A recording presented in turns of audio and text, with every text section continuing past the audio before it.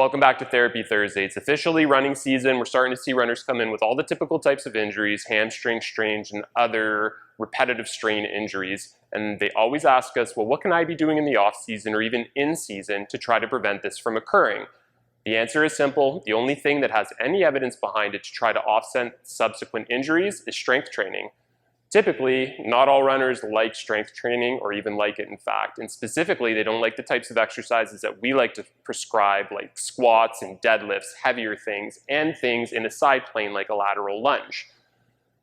One of our favorite exercises, bar none, is a single leg deadlift. Now people are always worried about it because they feel like they're going to injure their back. If you search our YouTube channel, you'll find lots of cues that we've given in the past about maintaining a proper hip hinge as you're coming forward into a deadlift so that you're not rounding through your back to physically do the lift. We want the load on your glutes and your hamstrings, not on the extensors of your lower back.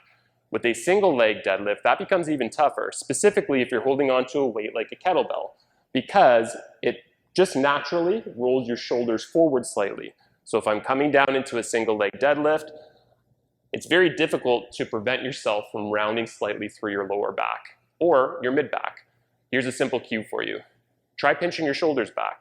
Even without an implement, if I stand up tall and I pinch my shoulders back and I start to go into a hip hinge position like a two-leg deadlift or a single-leg deadlift, it becomes exceedingly difficult to round through your mid-back or your lower back. It essentially locks in your back. It's similar in squats to posting your lats.